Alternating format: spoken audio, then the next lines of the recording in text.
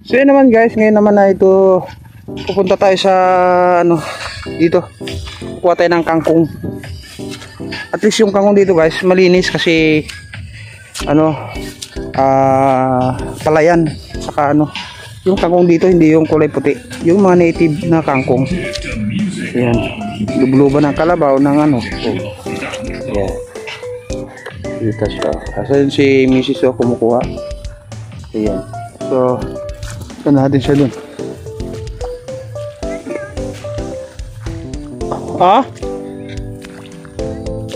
Nyog?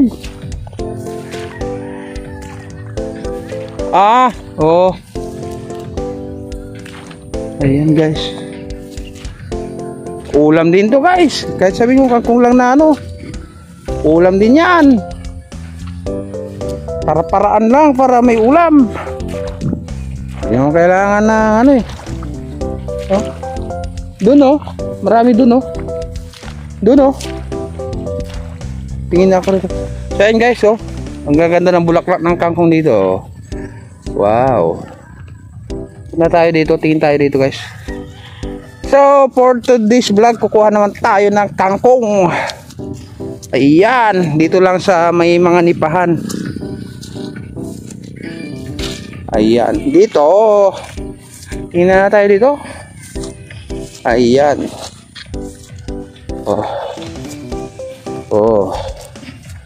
Wee!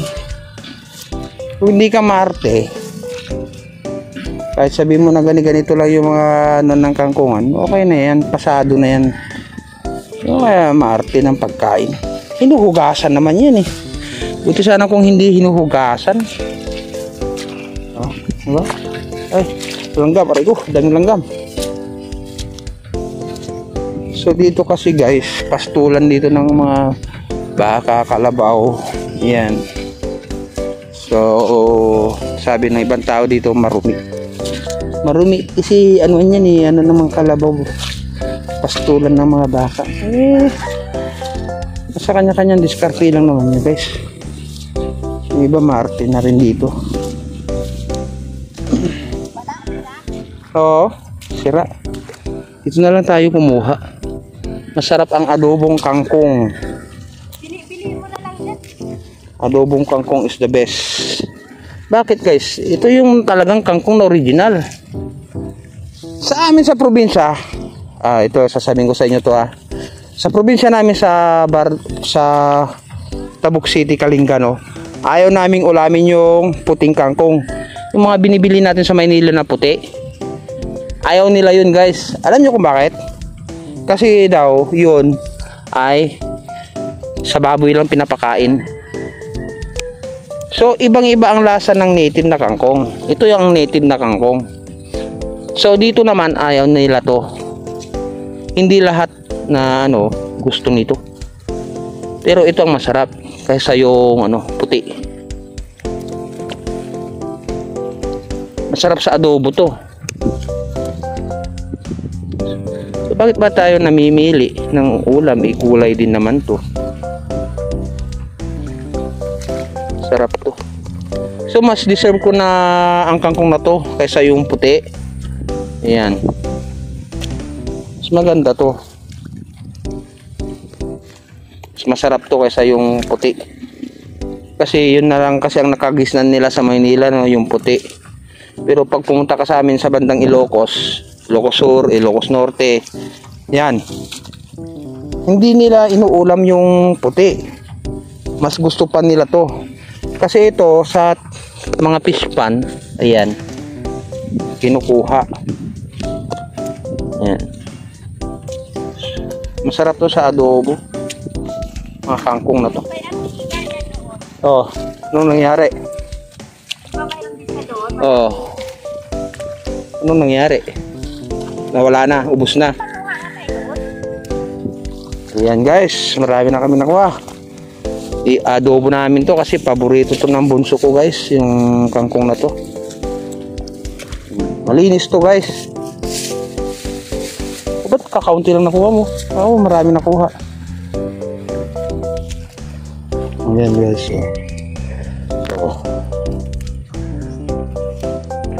Pa tayo. Ulam to eh. Adobohin mamaya to. Ilasaw sa sinigang na bagungon. Sinigang sa kalamansi. O, di ba? Tapos adobong kangkong. Ay, Ay, doon yung sahog ko doon sa puso. ayan. Yun. Yung tuway naman daw yun, yung ulukan guys, ano sa sahugan ng puso ng saging. Iyan. Ayan guys. Dito lang tayo sa tabi-tabi. Okay na to. Paraos din ng gutom dito. Dahil wala nga tayong gawa. Kaya dito na lang tayo magtiyaga. May tanim din kaming kangkong dun guys, yung Chinese kangkong, kaso nga lang hindi pa tumutubo. Pag tumubo yun, maganda-ganda na. Hindi na namin kailangan pumunta ng malayo para kumuha. Ayan. Magluluto tayo ng bagungon na ng gang. So ayan. Parang fish pan din to kasi. Malalim. Oh. Ang ganda. Okay na to guys. Solve na to. Wala na akong masabi dito. Yan! Ibang klaseng kangkong to guys. Yung pula ito eh. Ayan. Pula violet. Ayaw ng tao dito to. Pero kung ako papipiliin mo, mas gusto ko to kaysa yung puti.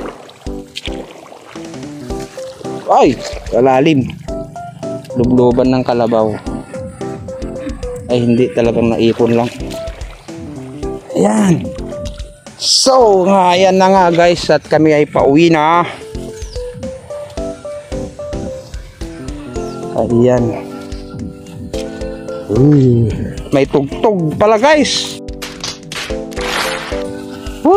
Copyright na tayo. O, tama na yan. Ayan. So sa palayan to guys, palayan. Sa ating palayan. Huwag mo ay naapakan yung talbos, ang gaganda ng talbos eh. Hindi mo nakikita. Ayan guys. Oh. Itong masarap na kangkong guys. Itong masarap na kangkong, yung pagapang na ganito. Ito ba hilain ko. Oh. Ito yung talbos niya. Oh. Oh.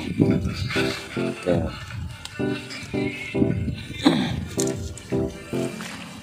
Ito.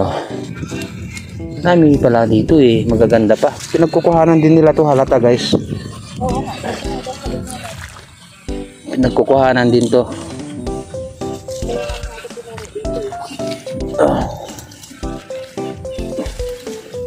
Napakapakan kasi masisira. Yung dati namin pinagkukuhanan dun guys, nasira dahil sa nag-tracer. Ang ganda rin ng kangkong dun. So ito yung kangkong na hindi kulay puti guys. Baka nano nyo hindi ito kulay puti.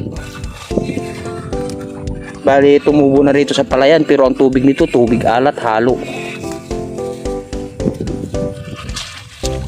Oh. Marami na kami guys. Adobo. Ayan. Oh. Ganda ng talbos. Malinis pa siya. Yung iba ayaw kumain ng kangkong, ayaw nila kumuha dito. Nahihiya sila guys.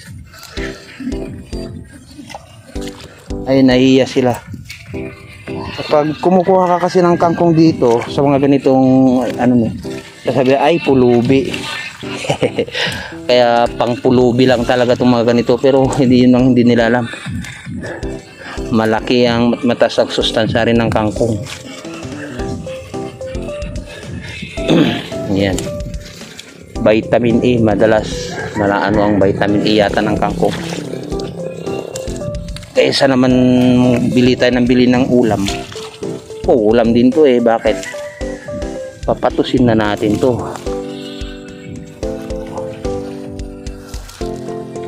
Oh. Wala kang makita, nagaganda ng usbong niya dyan oh. Oh. Mataba niya siya guys.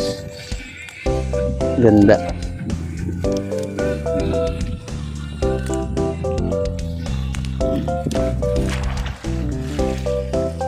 Ayan. Adubuhin lang namin to guys kasi yung anak kong yung bunso ko guys gustong gusto ng adobong kangkong, kaya hinihigop-higop pa yung sabaw. Kaya ayan, lutuan namin siya ng adobong kangkong mamaya pag uwi.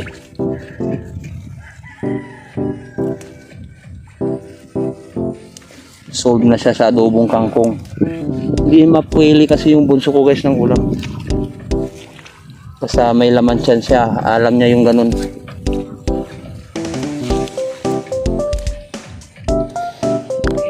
Okay na, marami na yan? Oh. Marami na?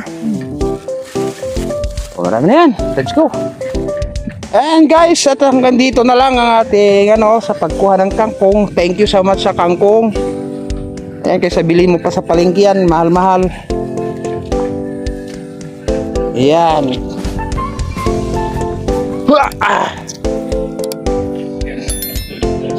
Ayan.